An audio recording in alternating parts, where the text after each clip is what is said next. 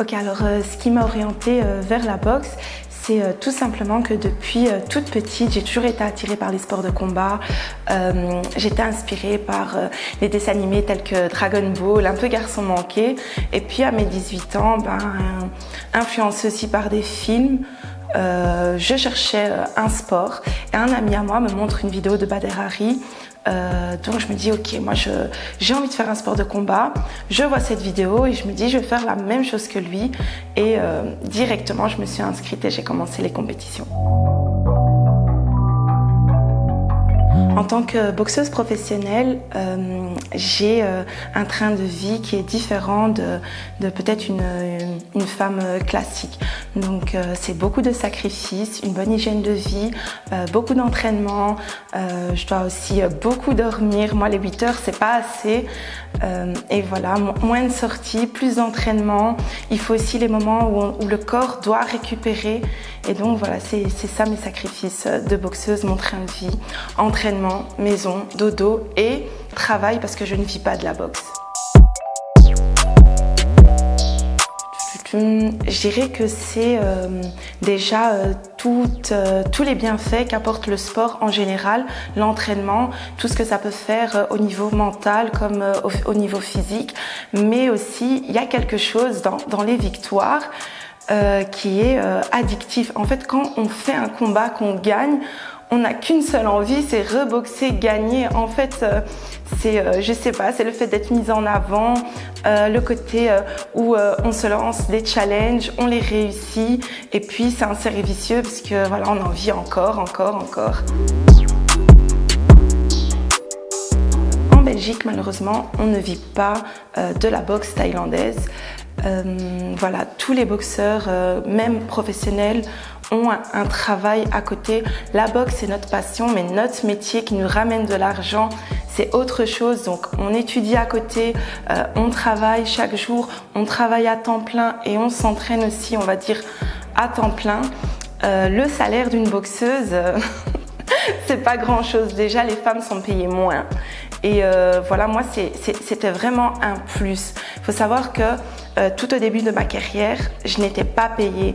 Les combats amateurs ne sont pas payés, donc on commence classe D, classe C, puis en semi-pro on est payé, mais c'est vraiment un petit truc symbolique quoi. C'est des 100-150 € par combat. On boxe peut-être au grand maximum une fois par mois, mais sinon moi je faisais peut-être 4 combats par an et en professionnel, peut-être on commence avec des 500 € par combat, mais après ça monte.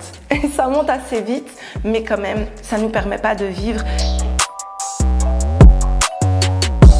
3 à 4 fois par semaine aller courir, s'entraîner 4 à 5 fois dans la semaine.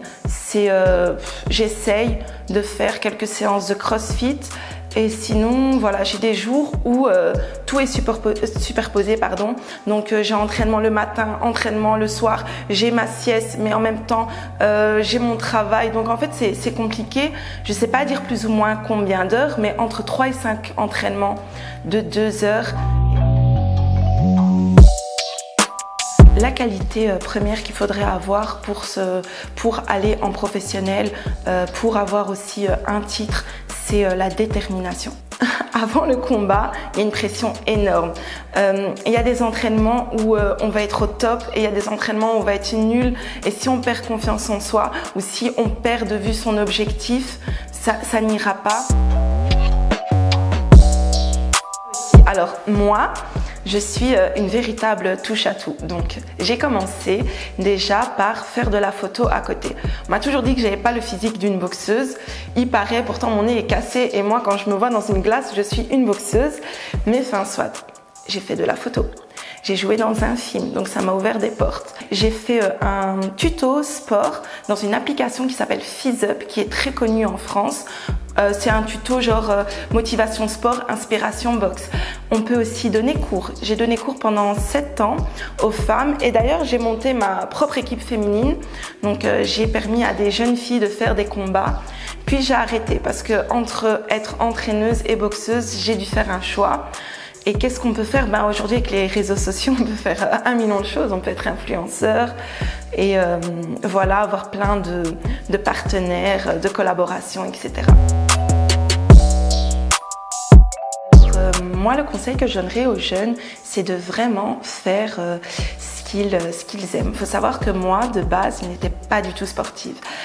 En secondaire, je voulais me diriger vers l'option technique animation. Et mon préfet, que j'oublierai jamais, il m'a dit non, tu n'es pas sportif, et j'ai pas pu faire cette option. Pourtant, quelques années plus tard, je me suis lancée dans la boxe, je suis devenue boxeuse professionnelle et dans la vie, mon métier, c'est animatrice. Je pense que voilà, il faut croire en ses rêves, il ne faut pas lâcher. Moi, j'ai commencé tard, mais il n'y a pas d'âge pour commencer et une profession peut nous ouvrir plein de voies en fait.